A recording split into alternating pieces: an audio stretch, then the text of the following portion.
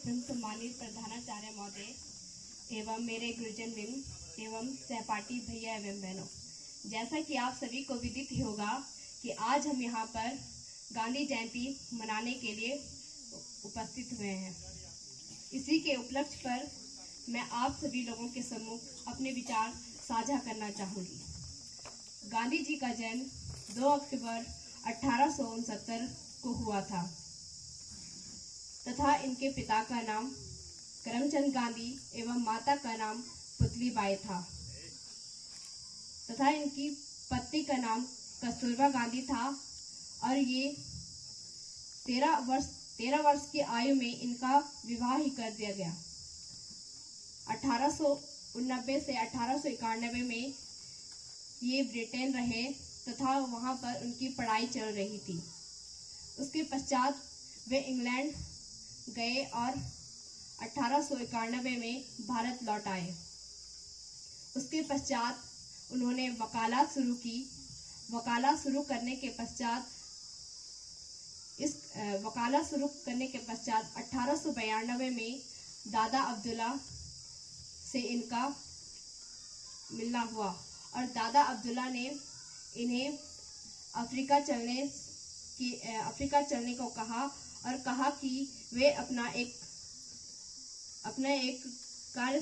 एक मुकदमा शुरू करें जिसमें उन्होंने वकालत की पढ़ाई की है और वे उसे ही प्रारंभ करें। महात्मा गांधी ने इस प्रस्ताव को स्वीकार कर दिया और वे अफ्रीका चले गए। 1893 में उन्होंने अपनी वकालत शुरू किया और उसके पश्चात उन्होंने वहाँ पर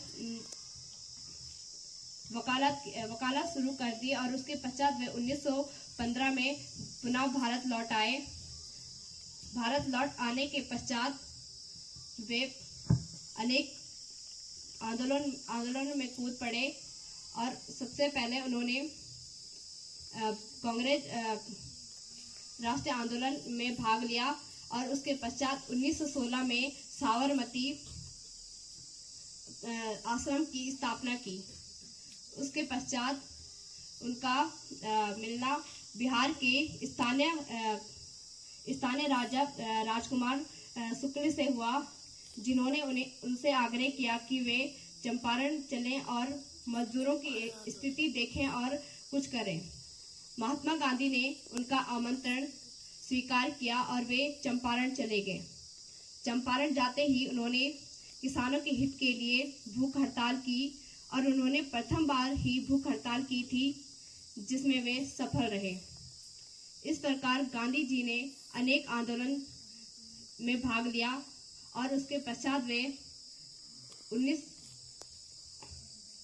पश्चात उन्होंने अहमदाबाद में भी एक दूसरा आंदोलन में भाग लिया था, जिस पर उन्होंने किसानों के पूर्ति के उद्देश्य से ही किसानों के हित के लिए यह आंदोलन छेड़ा था।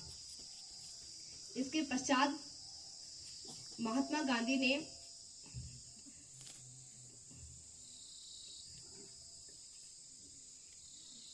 प्रथम विश्व युद्ध के अंत में उन्होंने सभी भारतवासियों को आस थी कि वे भारत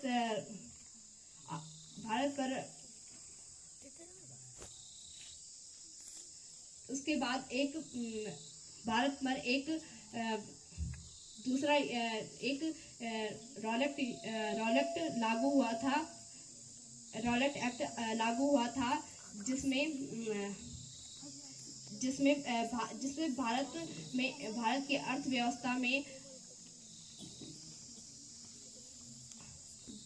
भारत की अर्थव्यवस्था पर बहुत ही प्रभाव पड़ा था और सभी भारतवासियों को आस थी कि 1919 युद्ध में ही वे भारत को बहुत कुछ मिलेगा, परंतु ऐसा कुछ नहीं हुआ। दूसरी ओर तुर्की के खलीफा थे जो पूरे मुसलमान के गुरु हुआ करते थे। उन पर अंग्रेजों ने कई अत्याचार किए। उसी के लिए मुसलमानों ने भारत के खिलाफ में आंदोलन छेड़ा और इस आंदोलन में महात्मा गांधी की भी बहुत महत्वपूर्ण भूमिका रही। इस आंदोलन में कुछ प्रमुख क्रांतिकारियों ने भी भाग नहीं लिया था। वे थे चिरंतन दास और मोतीलाल नेहरू, और इन्होंने एक दूसरी पार्टी का निर्माण किया जो स्वराज पार्टी कहलाई। उसके पश्चात गांधी और चिरंतन दास का समझौता हुआ था, जिस समझौता को गांधी दास समझौता के नाम से जाना जाता है। उसके पश्चात